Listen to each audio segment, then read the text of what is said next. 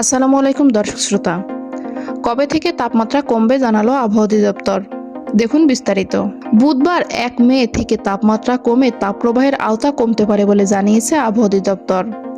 তবে আজ মঙ্গলবার সারা দেশে দিন ও রাতের তাপমাত্রা অপরিবর্তিত থাকতে পারে বলেও জানিয়েছেন আবহাওয়াবিদরা। প্রিয় দর্শক, আমার এই ভিডিওটি যদি আপনার ভালো লেগে থাকে তাহলে লাইক, কমেন্ট ও শেয়ার করতে ভুলবেন না। আর সবার আগে এমন সব গুরুত্বপূর্ণ ভিডিও পেতে চাইলে আমার চ্যানেলটি অবশ্যই সাবস্ক্রাইব করে বেল আইকনটি বাজিয়ে রাখুন। ধন্যবাদ। সোমবার ছিল চলতি গ্রীষ্ম মৌসুমের সবচেয়ে গরমতম দিন। সোমবার দেশের সর্বোচ্চ তাপমাত্রা 43 ডিগ্রি সেলসিয়াস ছিল চুয়াডাঙ্গায়। এটি চলতি মৌসুমের সর্বোচ্চ তাপমাত্রা। ঢাকাতেও ছিল মৌসুমের সর্বোচ্চ তাপমাত্রা।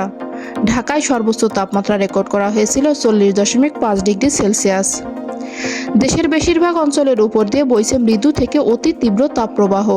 গরমে বিপর্যস্ত জনজীবন।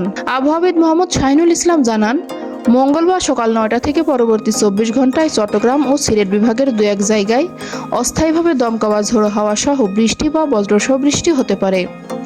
সেই সঙ্গে কোথাও কোথাও বিক্ষিপ্তভাবে শিলাবৃষ্টিও হতে পারে। এছাড়া দেশের অন্যত্র অস্থায়ীভাবে আংশিক মেঘলা আকাশ সহ আবহাওয়া প্রধানত শুষ্ক থাকতে পারে। এ সময় সারা দেশের দিন এবং রাতের তাপমাত্রা প্রায় অপরিবর্তিত থাকতে পারে। জলীয় বাষ্পের আধিক্যের কারণে অস্বস্তি ভাব বিরাজমান থাকতে পারে। যশোর, চুয়াডাঙ্গা, পাবনা ও রাজশাহী জেলাসমূহের উপর দিয়ে অতি তীব্র তাপপ্রবাহ এবং খুলনা ও রাজশাহী বিভাগের অবশিষ্টাংশ এবং ঢাকা বিভাগের উপর দিয়ে তীব্র তাপপ্রবাহ বয়ে যাচ্ছে।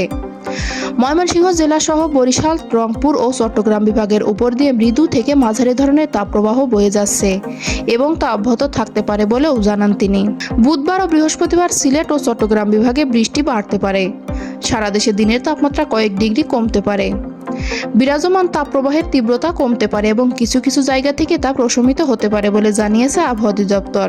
পরবর্তী 5 দিনের আবহাওয়ার অবস্থা তুলে ধরে আবহাওয়া অধিদপ্তর জানিয়েছে, সারা দেশে বৃষ্টি বা বজ্রসহ বৃষ্টিপাতের প্রবণতা বিস্তার লাভ করতে পারে।